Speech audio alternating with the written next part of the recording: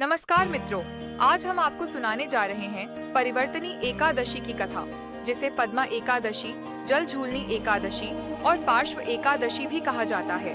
यह एकादशी भाद्रपद शुक्ल पक्ष की एकादशी को आती है और इसका महत्व अत्यंत अद्भुत है।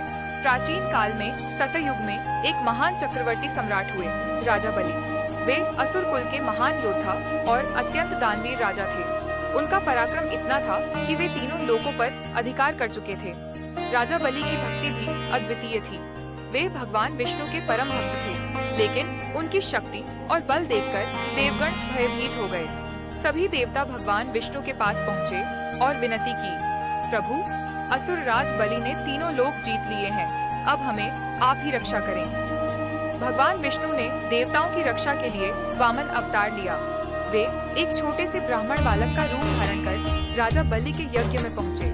राजा बलि ने आदर पूर्वक उस बालक ब्राह्मण का स्वागत किया और कहा, हे ब्राह्मण देव, आप जो भी चाहें वर मांग सकते हैं। वामन भगवान मुस्कुराए और बोले, महाराज, मुझे केवल 3 पग भूमि चाहिए। सभी सभा स्तब्ध रह गई।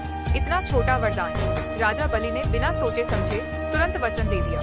जैसे ही बलि ने वचन दिया, वामन भगवान का रूप विराट हो गया।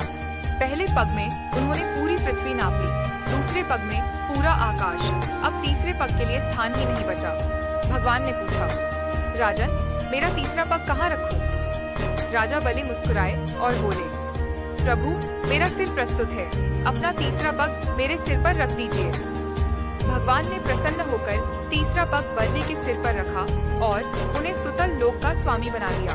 साथ ही कहा, हे बलि, मैं स्वयं आपके द्वारपाल बनकर आपकी रक्षा करूंगा।